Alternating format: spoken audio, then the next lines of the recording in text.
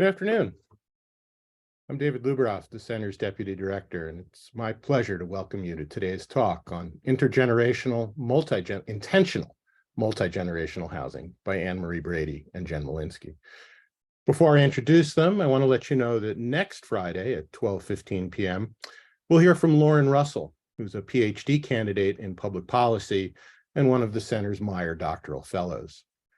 Lauren will discuss her research on the nature and impact of changes in state laws that, starting in the 1970s, made it much easier for landlords to get information about prospective tenants' criminal records.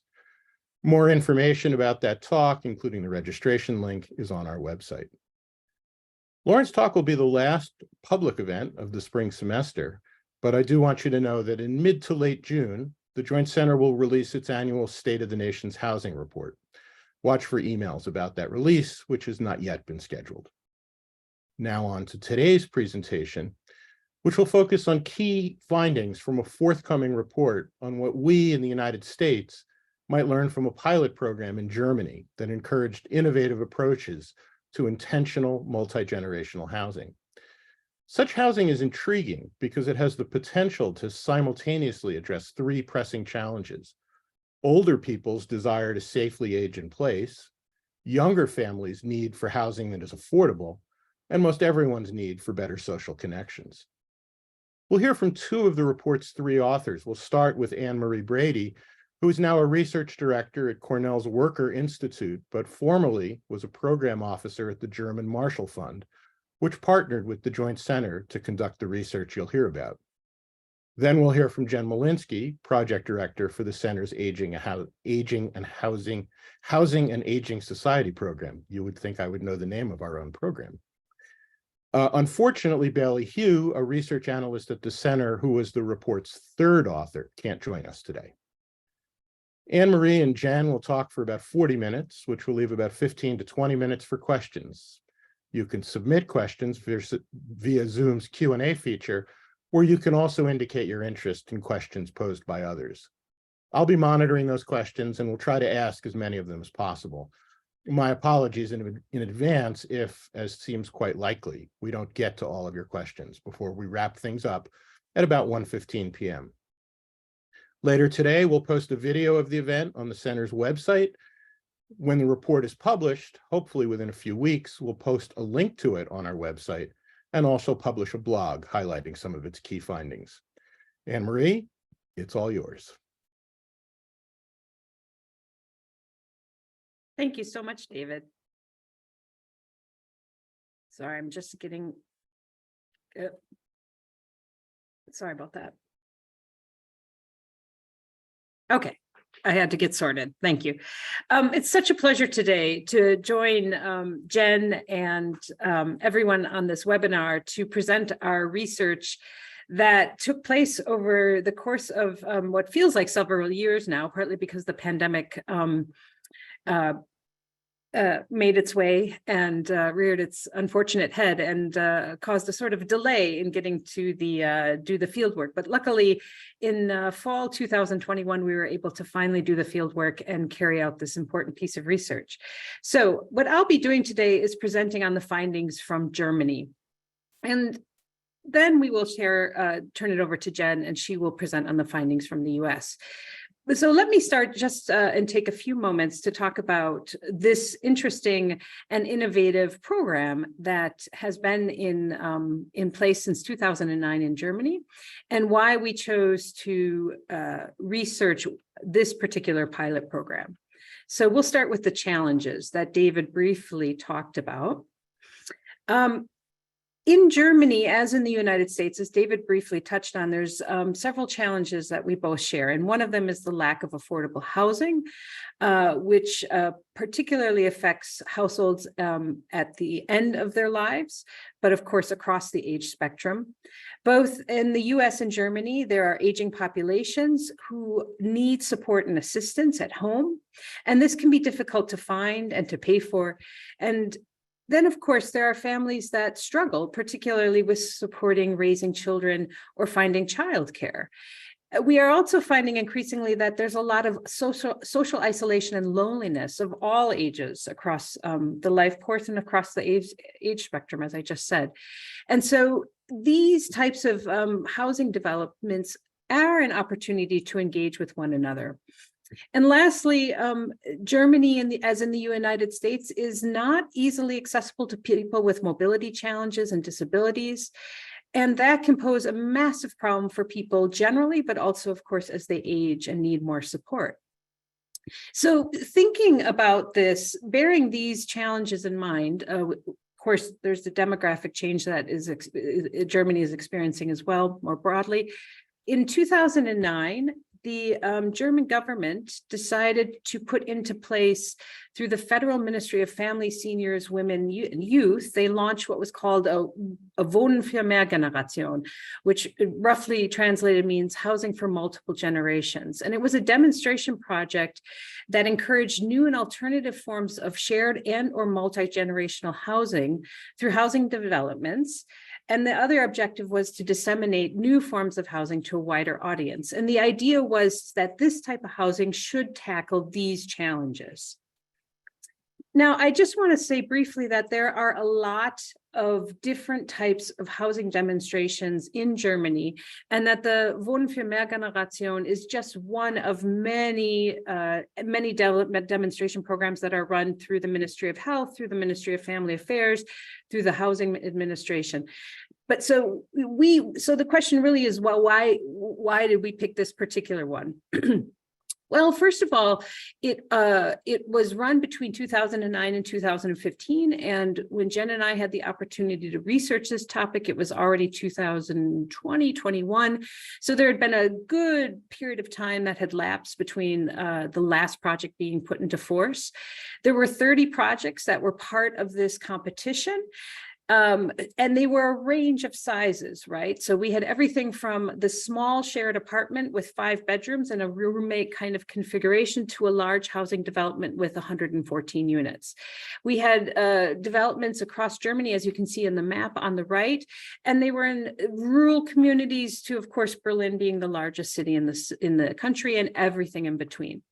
What was interesting is the grant itself from the federal government was quite small. It was between 100,000 and 150,000, and it was used to support design and development work. And we'll talk more about its role later on in the presentation. So again, coming back to why this particular project? Well, we wanted to better understand what was happening with intentional multi-generational and or shared housing in Germany. And we needed a focus. You know, we couldn't kind of go out there and willy-nilly just start picking housing developments. So we picked a particular program that had, like I said earlier, that had very specific objectives. And these were interesting to think about in the context of the US and were applicable to the US context.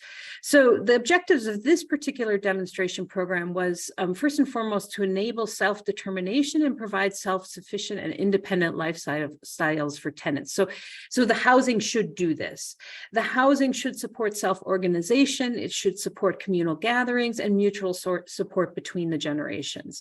The housing should be a place for communal activities that serve tenants and neighborhood residents, and as such act as a catalyst to revive the neighborhood where relevant. Not all neighborhoods needed revitalization. The housing should provide services to prevent unnecessary and premature nursing home and hospital stays for older adults as they age and require more support and assistance. And the housing should support a modern and differentiated image of what it means to age. So of the 30 projects, we picked 5 case studies that we thought were, on the one hand, distinct, but also shared commonalities. And we also wanted 5 case studies to look at to see whether or not they did, and if so, how and to what extent these objectives were realized in the development of the process of the project on the one hand, and then to see if there were challenges with realizing these objectives, what were the barriers and how were they overcome. So I'm going to take a few minutes and I'm going to walk you through the 5 case studies, and then I'll talk to you about some of the high-level findings that we have. So let's start with a very interesting project in Berlin. It's located in the former East Berlin, and it was a child care center up until the time when the wall fell. The wall fell, and then it sat empty for quite a long time, and it was just there basically. And a group of residents came together, and they were thinking about finding a way in which to address these challenges, as we talked about earlier. And they came across this school, and they thought it would make for a really interesting development or redevelopment into a housing project. So that's what they did. It's now 20 units, and it's the cooperative ownership model. It has a range of young families, older residents and residents with disabilities. It's multi-purpose in many ways. It has a large common room, but most of all, you can see from the picture this enormous garden space and playground, which they use often. The next project was then, so this was in Berlin. The next project was in Nuremberg.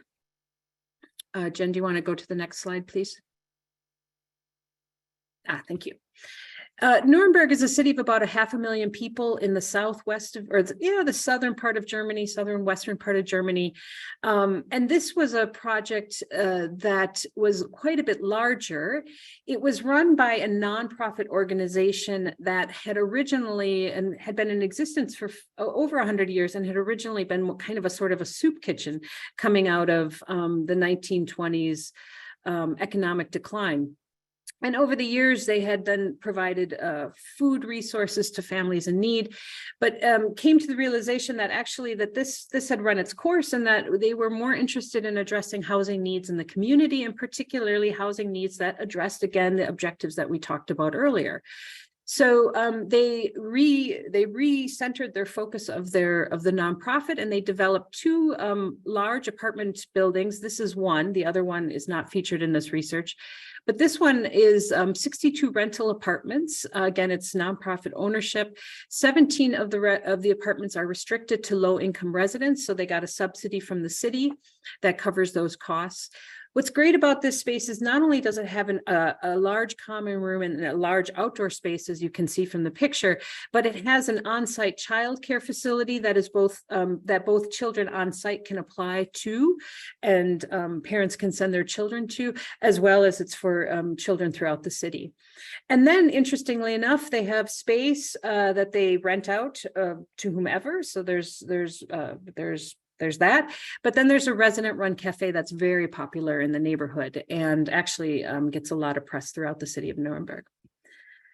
The next apartment building is in Oldenburg, and Oldenburg is up in the northwest part of Germany, and it's a city of about 150,000 people. And this is mostly a mixture of ownership. It's nonprofit management ownership. 21 rental apartments ranging from 500 to 1,400 to 1,500 square feet. Four of the apartments are rented at affordable rates. Again, there's a community room with community gardens, and there's on-site services for residents with disabilities. The next one we have is in Schwäbisch Hall, which is a small city in southern Germany. Small, I'd say maybe 60,000 people. And this was also 22 apartments ranging in size. This is also ownership, but with a nonprofit entity managing the property. There are community rooms, terrace, guest apartment, and residents are of a wide range between older adults, single parent families, single people, people with disabilities, and younger residents in their early 20s who are going to school and such. And then last but not least, we have this apartment in Bad Kreuznach, which is also in the southwest part of Germany, also a smallish city of maybe 60 to 70,000 people. Again, 21 apartments, 3 rented at affordable rates, but the remainder are owner occupied. And residents here are older, and we'll talk about why. There's really only 2 generations, and they're between the ages of 50 and 85. Again, common rooms, garden, and the like.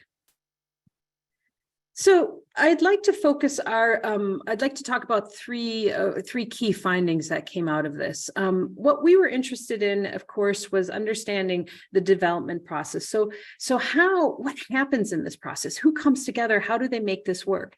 And I think the thing that I want to tell all of you is that what's unique about this process, but equally challenging, is it's like if 5 of us, no, I shouldn't use this webinar because a lot of people on this webinar are housers, but 5 people on a street corner who have nothing to do with housing development in their whole entire lives came together and decided, you know, for these and these reasons, I think it would be great for us to develop this intentional multi-generational housing project.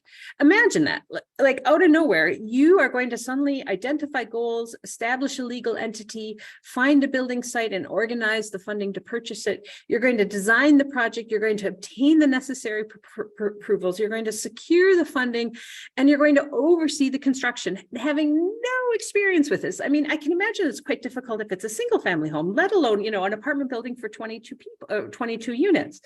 So that's the thing. These are complex cases, and it was lengthy and difficult. And so individuals came together with a shared passion and a shared vision, but this passion could often be tested because these steps are complicated, they take time, there were setbacks, it was hard to sometimes get the funding, you had promises for land and then land disappeared or something happened. You had sometimes the city helped, but not in the way I think that they really needed, you know, wanted the help. So the question was, well, what do we do?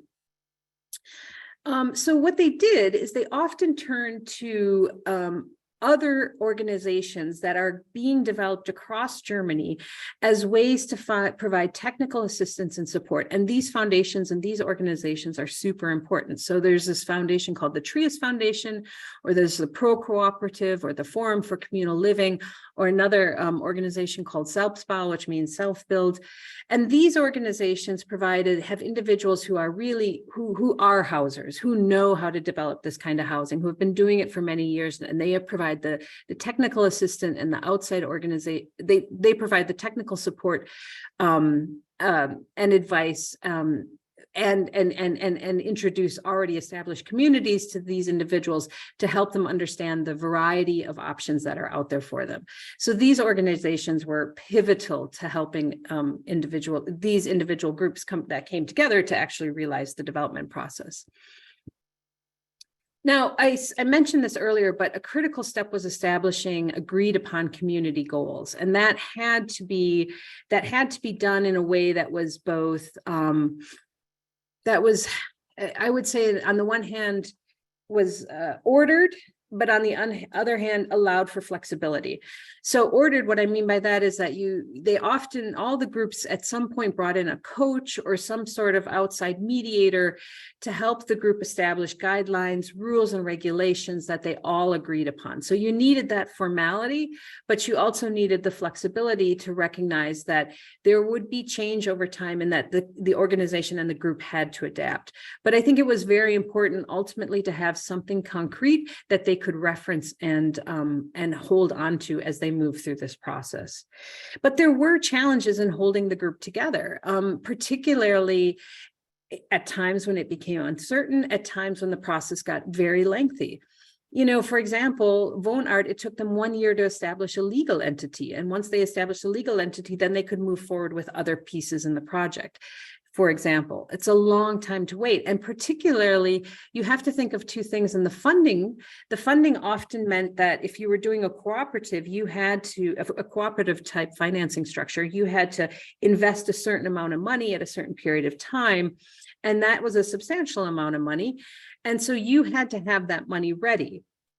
If for whatever reason there were delays, you couldn't get the housing ready when it was supposed to. If you're a young family, you need the housing now. You can't stick around and you can't wait. Or if there's problems with the financing and that puts you in a precarious position, you can't stick around and wait. So these things could result in residents actually walking away and saying, no, unfortunately, I'd love to be a part of this, but I can't be a part of this. Housing affordability was an interesting component, and I think some of it has to do with just Germany and generally, and kind of how it's, you know, socially, politically, culturally, and economically functions as a country distinct from ourselves, of course. And I think the two things that I've noticed is that one, people earn very little.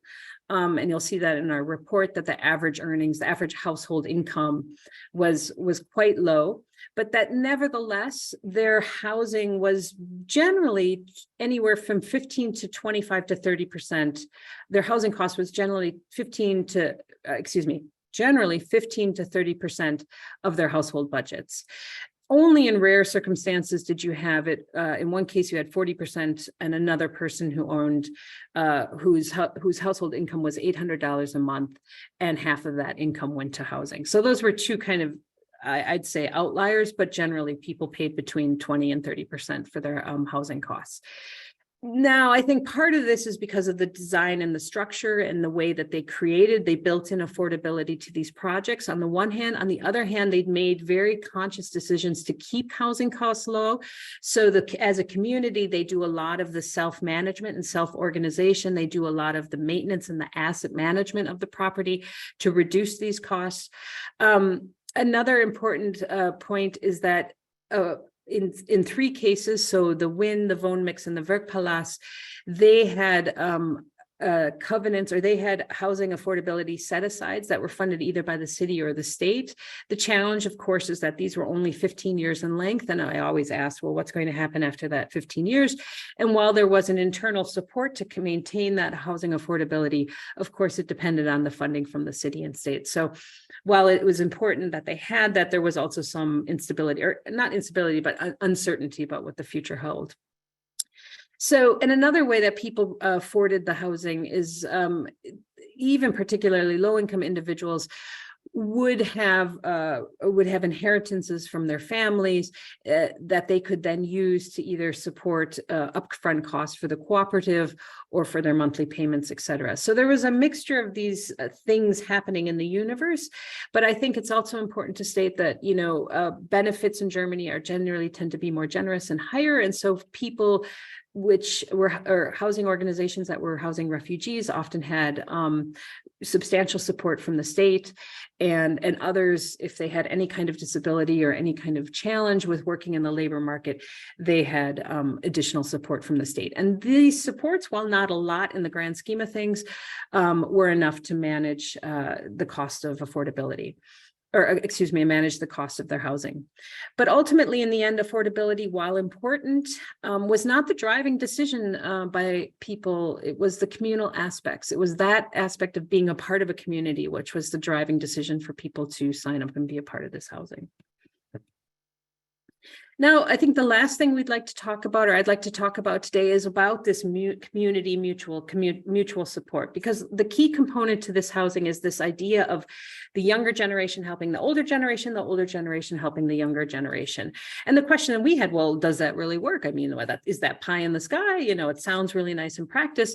And I was actually quite shocked at how much it did work. And I often say it happened in a sort of magical way. It was like there were little fairies out there, and somehow they would transmit the necessary information that, you know, Herr so-and-so in apartment this, you know, he's 86 years old and he has a back problem. He needs, you know, a little support here, maybe with the bandage changing, or maybe with the dinner in the evening, or maybe just someone to sit and read and talk to him. And so word would get out amongst the community, and the community would then find a way to him and help him. It wasn't like I'm trying to say is there wasn't some sort of like list on a wall where people were like, sign up and help so-and-so in apartment so-and-so with this task, because that wouldn't work. And people would feel, I think they'd feel overwhelmed by that. They would feel pressured. And that's not the way things happen in these housing communities. It really was through word of mouth. It was checking in on each other. It was being a part. It was seeing them at the Sunday dinner, or at the coffee and kuchen, or whatever it was that was happening in the community room. And it was also people recognizing that they needed to speak up when they needed help and support, and that asking for help is not a bad thing. It's not something to be shameful about. So the community and mutual support was very real, and it was very meaningful for older residents. And most importantly, and I think this is what's so interesting and what we ultimately need some kind of hardcore outcome study on, is that anecdotally, I would always ask, do you think so-and-so was able to live in their apartment longer because of the in-kind support, the mutual support that was happening on site? And if it wasn't for this support, would this person have had to prematurely or gone or have had to go into a nursing home or resident care setting earlier than maybe they had to, or if they had to at all? And anecdotally, the response was always like, yes, it was very much because of this support that this person was able to reside in place longer and reside with the attention and the thoughtfulness and what I'm trying to say is lack of isolation. But it had its limits, right? So we have to be very clear about this. And there was one case in which someone, at one of the housing projects, someone said, look, this person should not have been at home for as long as he was. He needed to be it got to a point that his health had deteriorated so much that he needed to be in a residential setting, nursing home setting.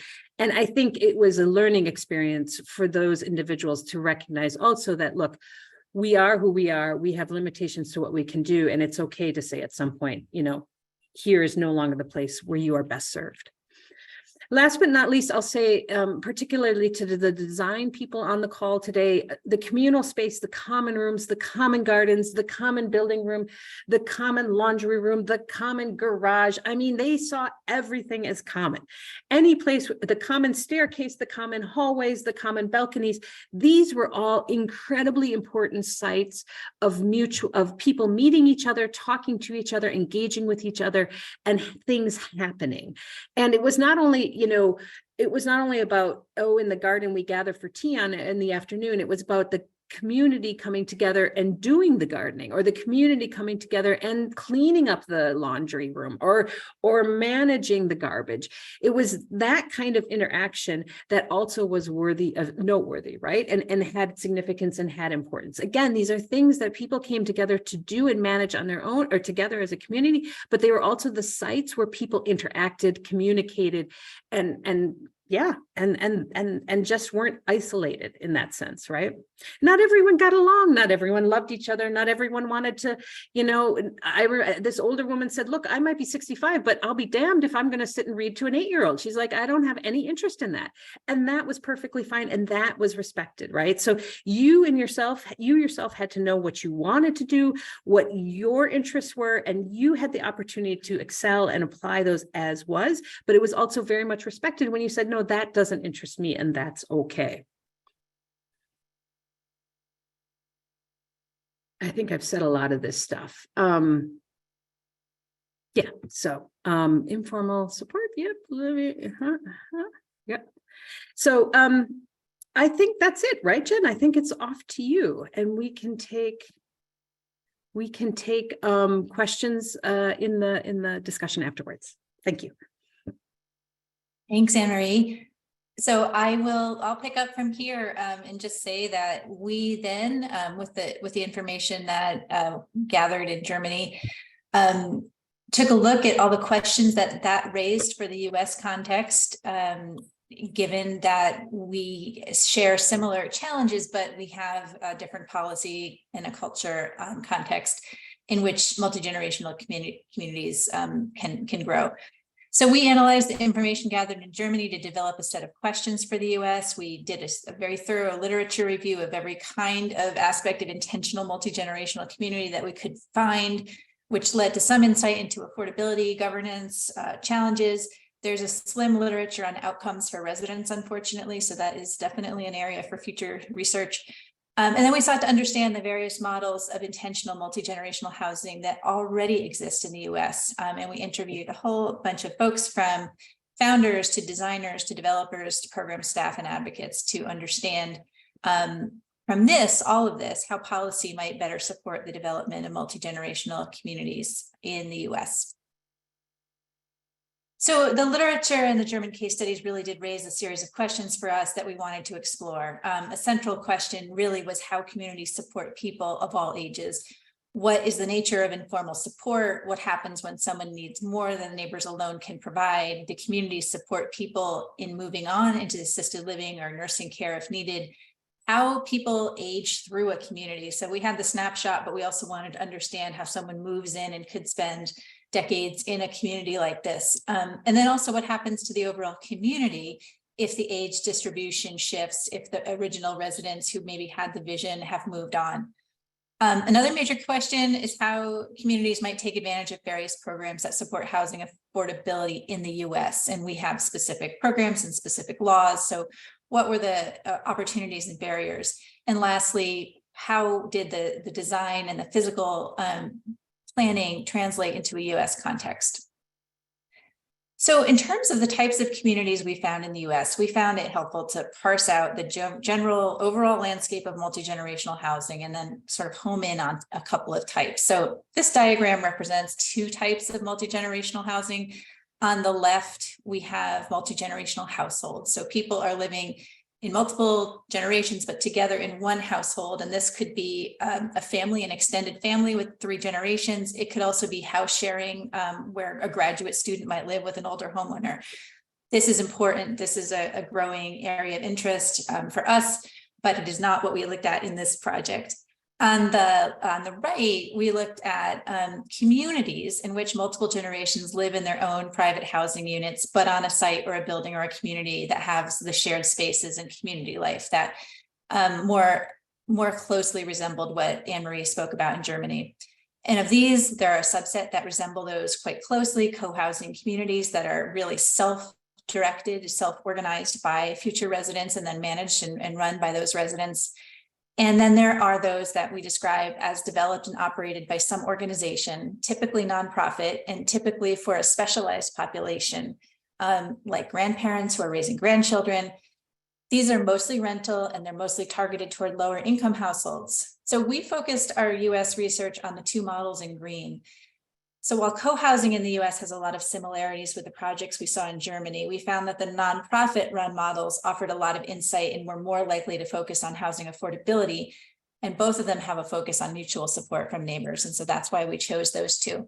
You'll see up in the corner there's multi-generational communities on college campuses, such as LaSalle Village outside of Boston. These are also important and of interest, but again, we left them aside for this project. They're not as residentially integrated as these other 2. So on the side of the nonprofit organized and run communities are several that are devoted to families who are adopting children, often sibling groups, out of the foster care system. And then these have housing on site for older adults. And the point is that the older adults volunteer their time with the children and the families, and everyone lives together as a supportive community. These include Hope Meadows in Illinois, Bridge Meadows, which has multiple sites in Oregon and is pictured on the bottom here. Treehouse at East Hampton, Massachusetts, which is also building a second site with 2 life communities, and that will be in Boston, and I'll share a little bit more about that.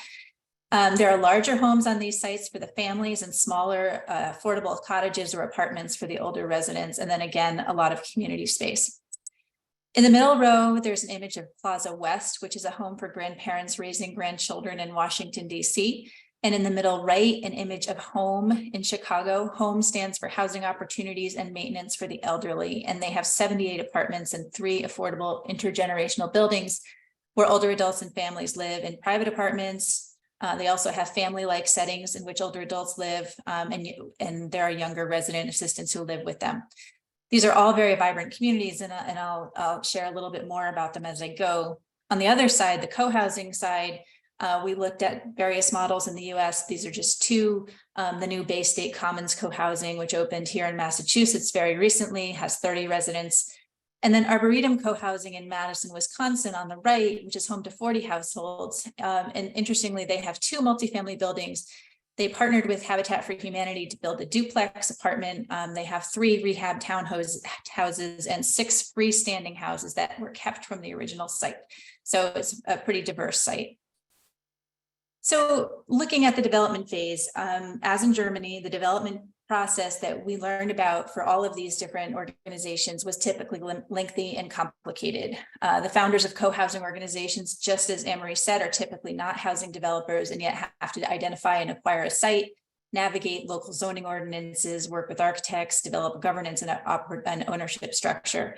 And as in Germany, these groups often benefited from partnerships with other organizations, particularly if they're seeking to build affordable housing, and from the mentorship and inspiration from those who'd built other communities before them.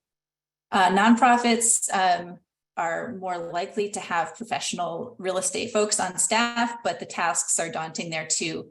Again, identifying a suitable site and assembling multiple funding sources and navigating all the rules and regulations attached to the various subsidies that that were available, from Section 8 to community development block grant funding. All of those have their own requirements, and so that can get complicated. And these entities, if they're providing services on site, also had to identify a like-minded partner or two to do that. This image shows the site for the new Treehouse Communities, which is being built on the site of the former Boston State Hospital in Mattapan, which is a neighborhood in Boston. Treehouse is being developed by Two Life Communities, and it will offer 12 apartments for foster and adoptive families, 8 studios for young adults who are aging out of the foster care system without permanent families, and 40 affordable apartments for older adults. So I just want to point this out because several of the examples that we found located on sites that were formerly owned by churches, hospitals, even a military base. So that's how some of these projects were able to find their land in the US. Once built, community life was universally important, but differed a bit in the co-housing and in the nonprofit run communities. In co-housing, of course, community activities are resident driven, and oftentimes founding residents had developed those relationships in that process, that long process that could take years. And then they carried that through and sustained it through regular events, meals, sharing responsibilities for the garden or the common space. Much of the community life is informal, as in the German examples, but we heard a lot about how even small interactions can be meaningful to feelings of belonging and even feeling safe. We heard that, just knowing that someone is down the hall or in the courtyard could matter a lot to people. Nonprofit run organizations that serve more specific populations, such as adopting families and grandfamilies, typically have staff on hand that support community life, whether that's running programs for kids or support groups for adults. And these often rely on volunteers and interns from nearby colleges. There's a lot of fundraising that goes into paying for this. But our interviewees emphasize that informal community often flowed out of relationships built in these settings. So residents organize memoir writing classes or afternoon teas, for example. In terms of relationships across generations, these did tend to vary. We didn't hear anything about this, except that it's, again, sort of the intention behind it. Individual members may have close relationships, or they may be more neighborly, distant, waving, seeing someone in the playground relationships. But again, this idea that even that is very valuable, and physical design is important to all this, which I'll come back to in a minute. Mutual support is, of course, another goal of these communities, and support among neighbors, also flowed out of those social relationships. Just as Anne-Marie talked about, we heard a lot of stories of people checking in, sharing transportation, organizing meals, and this was true in all settings, from co-housing to nonprofit run communities. But again, in those nonprofit run communities, staff were also critical in supporting people through whatever it is, case management, navigating benefits, navigating the adoption system or the school system. And so those staff were really important. I just want to mention, I said before, home in Chicago has this unique situation in which it has resident assistants who live on site. So these are typically younger people who assist residents with housekeeping and share social activities with them, but they do live on site. So just a couple of things about planning and design. The physical layout and the size of the projects that we saw really varied, but there were some common feelings that people agreed that limiting the number of people in a community was important to promote cohesion.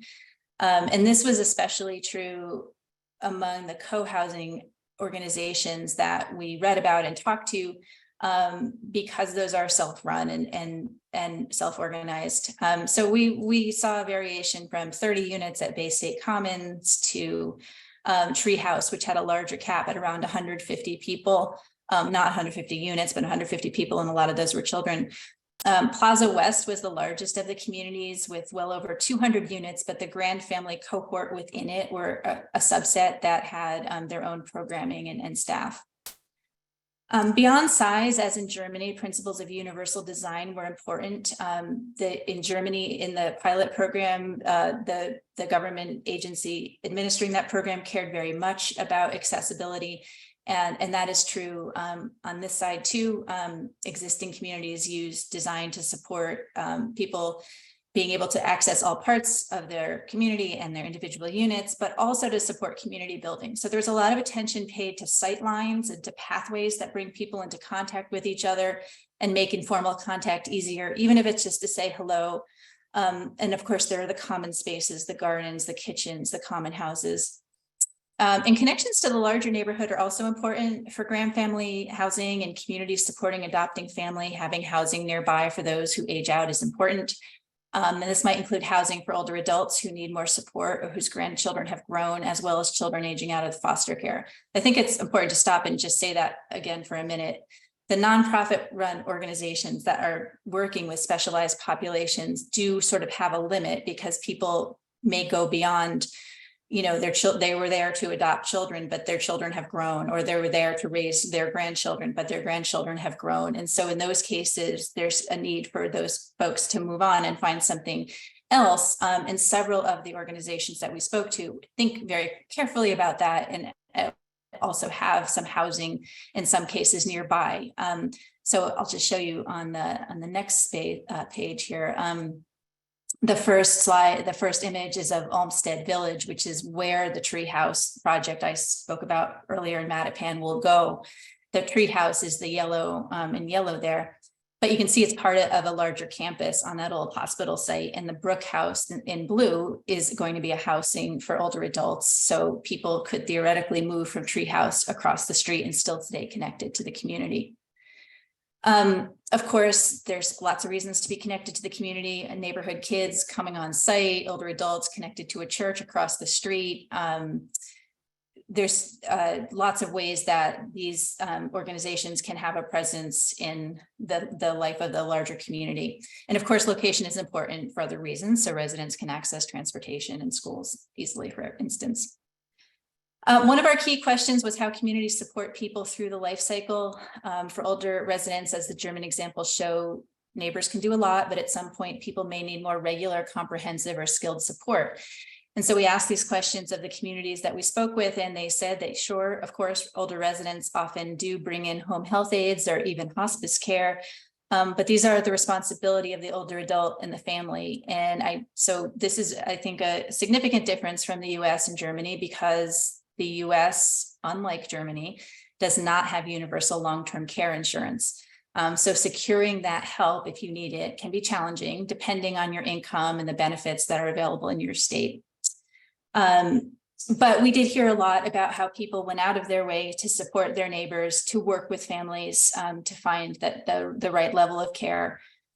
Aging through communities applies to children too, whose needs change over time. And so we heard a lot about the importance of supporting adolescents and young adults, especially those who were in a situation like at the Grand Families Housing or the Tree House, the Bridge Meadows and Hope Meadows, who would have to move out at some point. And so just sort of preparing them for the next step and also supporting their growth and social life is important.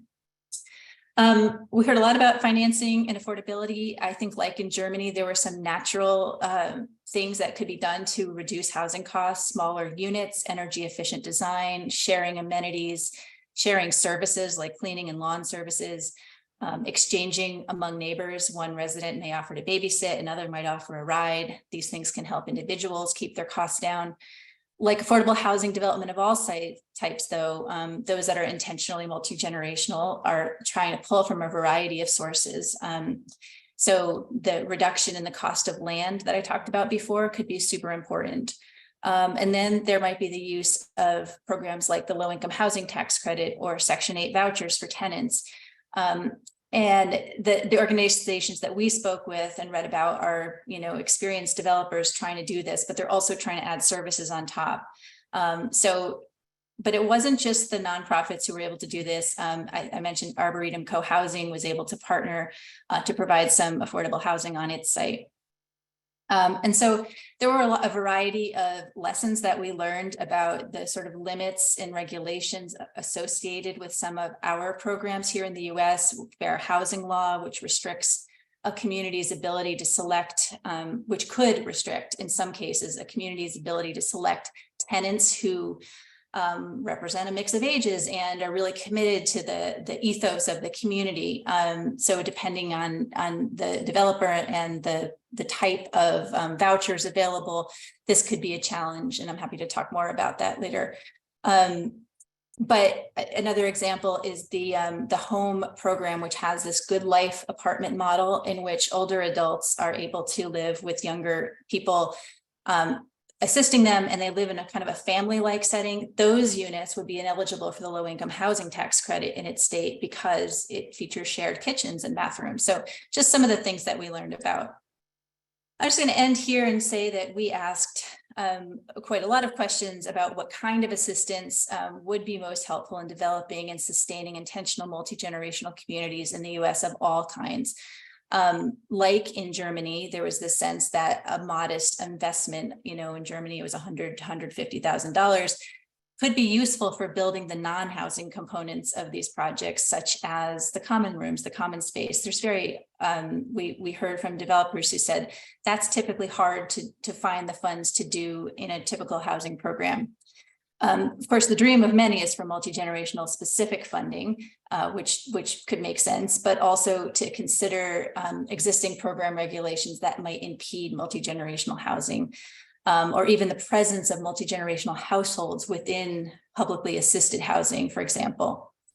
Third, and admittedly a very tough nut to crack, is the broad issue of how we align eligibility criteria for housing and services. And this goes well beyond the topic at hand today, but there are a lot of people who are seeking affordable housing, seeking the social connection, but may need that support. And with a criteria by which you qualify for that might be a little different. The qualification to have a home health aide or some assistance around the house if you need more than your neighbors can provide. The last recommendations maybe are more easily accomplished. Several people mentioned the importance of technical assistance. Communities seeking to do this often need some support from people who are in the know, education and advocacy to spread the word, and so design guidance and thinking about spaces that can draw generations together within the neighborhood, not just having it for that community, but something that can really be an anchor to a neighborhood.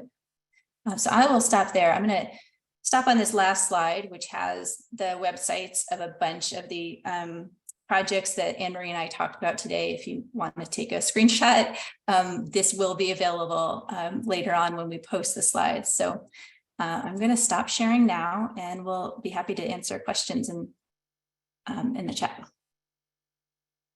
Well, thanks to both of you for really a tour de force, I think, summary of just some amazing research. There's many more questions than we're going to have time to get through, but we'll share those with you, and you may want to respond.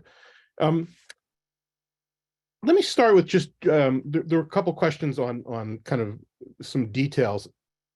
Do you have a sense of the level of subsidy that particularly that Germany is providing, and how they're defining affordability, and any sense of how that might compare to the US setting? So I think generally it's safe to say that the subsidies were quite low. So you had the federal subsidy, like Jen said, was very helpful in providing covering the cost for the common space or some other specifics. You had a subsidy from the KfW Bank, which would often pay for the cost of green housing or energy efficient housing. But then in terms of any other subsidy, it really was perhaps a small set aside from the city or state to cover the costs of the affordable units, the units that were held affordable. And then the rest had to be privately fundraised. So depending on the financing model, if it was a cooperative model, then everyone basically like pooled their money into a source, and you had to pay, say, you had to pay by your square meter. So you might be paying Oh, geez, I don't know. I can't remember, but it usually came to about 50 to 60 to 70 to 80,000 euros for an apartment anywhere between 60 and 90 square meters. So those were your upfront costs, or you would have to take out a loan to cover the costs, or you bought the apartment outright. So housing, I think there's two things, important things to say real quickly, is that at the time when they were building, housing costs were quite a bit lower. So the cost of the housing was lower. Everyone told me in the fall 2021, when there were the supply chain shortages, how expensive housing costs had gotten. So as part of the affordability was built in the fact that the cost of supplies and the cost of the housing itself was less. But in terms of the actual affordability comparable to the United States, there wasn't a lot of subsidy to support that. People had to ultimately generate their own funds. Jen, do you think that's a fair assessment? Yeah. Okay. A couple of questions about transferability of some of these lessons. I'm going to split it. So one question had to do saying that the social benefits here seem to primarily come out of either significant volunteer efforts or sometimes significant paid staff. And I guess a question is there a way to leverage those lessons in settings outside of an intentional multi-generational community, in terms of how you might, in a larger community, essentially come up with the same sorts of things? I was thinking that we might come up with a new term, I'm not quite sure how to pronounce, naturally occurring multi-generational communities. Any thoughts on a broader lesson, on broader lessons that one might be able to draw from this? Take a stab at this. I think at a certain level, we can do better at having more intergenerational contact and support within our naturally occurring neighborhoods. And I think that goes to thinking about where we place, if we have age restricted housing, so senior only housing, is it in a neighborhood setting where people can meet and greet each other? Are the parks accessible to everyone and welcoming to everyone? Or is the public realm accessible and welcoming to everyone? So I think we can certainly edge our way toward that. I do think there is something special about these organizations because people are living together, and in the co-housing and in the German models, there's a real sense of this is our home. We have to take care of it together. We have to manage it together. That sort of builds some relationships that I think would be hard to, duplicate in a more typical setting. In the cases of the places that had staff, I still think people, that helped, but there was still a sense of, I see this person every day on my walk to the mailbox. We live together. I don't know, Anne-Marie, would you agree?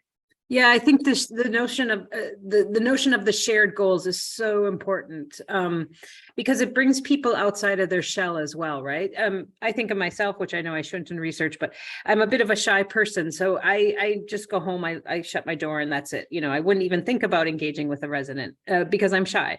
But I noticed when I was like embedded in these communities in Germany, like they'd pull me out. They're like, "Oh, you're going to come to do the movement class with us." So I was with 80 and 90-year-old men and women doing the movement class, and it was so much fun, and having dinner with people, and then they were inviting me here or there, and so that, and then that just opens a space for you to be a part of that, and to kind of break down any barriers that you individually have. I shouldn't use myself as an example, but it did strike me that you could tell that there was a mutual sense of, we have a reason why we're here together, and we share this reason, and we want to foster and support that through our actions. There's a question I want to ask, but it's my question, and taking the lead from you, I'm going to stay with questions posed by some of our attendees, which is the second sort of potential learning from this. Your study explicitly focuses on work done by nonprofit entities, usually in partnership with the public sector. Have you seen, or could you think about whether a private, for-profit developer might pick up on some of the lessons here Or is there something in this that's really unique to it being nonprofits, or both? I don't see why not. I think if we're talking not the,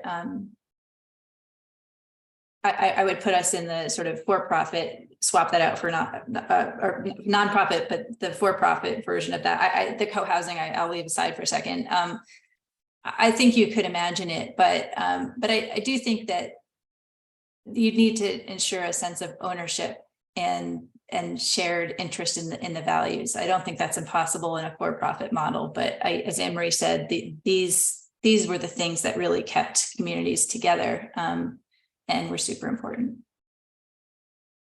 Yeah, I agree. Again, it's not, I wouldn't ever want to say it's not a model for the for-profit community, but it would have to be a unique for-profit that's willing to sacrifice potentially profit over human well-being, and so that can be challenging. Going back to a little bit more prosaic, there were some questions about the tenant selection process, particularly in the German examples, and somewhat related, I guess maybe for both the German and US examples, about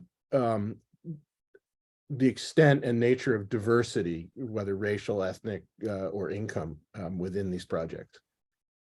So real quick, I'll just say I saw those in the chat. So two things. There was a massive, I'd say there's a substantial socioeconomic diversity. There was in some projects more than others, quite a bit of race, ethnicity, refugees. You had quite a few refugees, others not so much. Part of the age diversity, sometimes particularly with the example of Wohnart that only had two age groups, 50 to 85, was a result of the financing structure that made it difficult for young families to come in. So I would say generally there is nothing that precludes individuals of different religions, race, ethnicities, migration status from joining and being part of these communities. What they do, the tenant selection process is really very, very communal. Everyone has to agree on someone. If an opening becomes available, an announcement is made, the person is invited in, they are interviewed, they're showed around. It's very important that that person understands the type of housing that this is, the expectations of living in this housing, and wants to be a part of that. And I think those are three key things that they look for and want to find a mutual match. Now, what's interesting, I'll say this really quickly, is that I asked for those developments that had affordability set asides, I asked them, well, how does that work when one of the affordable housing or affordable apartments becomes available that's subsidized by the city? And they said, well, the city will then put out the notice, and then the tenants will nevertheless be able to select the resident who stays there. So again, those three principles apply even in those circumstances, i.e. there is no wait list, and it isn't just the next person who's on the wait list who would go into that apartment automatically. Jen, is that similar for the US example? I think it depends on the type of community and the subsidies that they may be using. So for the, those that accept Section 8 mobile vouchers, there can be an issue with the traditional voucher in that you sort of get to the top of the waiting list, and you would want to make sure that that person, this is a desirable fit, and that can be challenging. Although my understanding is that some of the moving to work public housing authorities that issue vouchers allow some greater flexibility in this. But I think it's our fair housing laws, which are obviously incredibly important, do provide some of a framework that is a little different than in Germany. And one final wrap-up question. I'm just wondering, both of you went into this with a fair bit of knowledge and obviously great interest in the subject. And so I'm wondering, are there findings that were either especially surprising, and perhaps, if not surprising, just really striking, like you expected to find it, but not at the magnitude or the less, that you found it? I'll just say real quickly, I did not expect to find this kind of mutual support working the way it did. It's jaw-dropping. It was moving. It was exciting, because you see the potential of human beings when they think in a different framework, when they see housing as something more than just the four walls and the door to shut and keep myself out of the rain and warm at night. And I just want to stress to people that I think in the United States for a long time, we've looked and thought about housing as like an age in place innovation, as that was our innovation.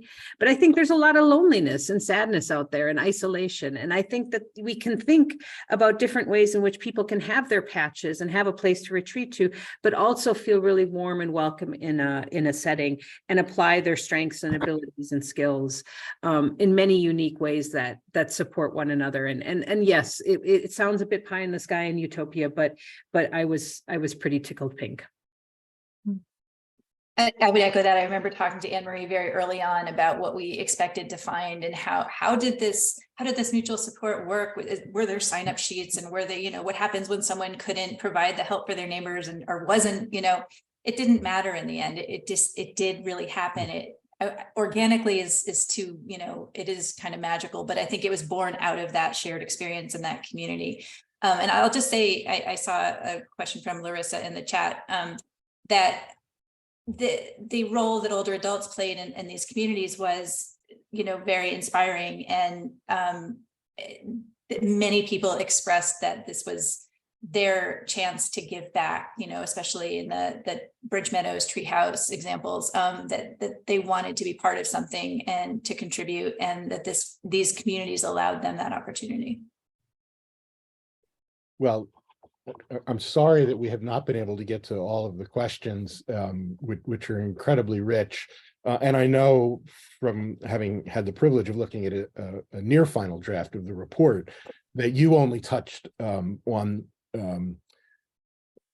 really just scratched the surface on this. As I said in my introduction, the full report will be available hopefully within the next couple of weeks.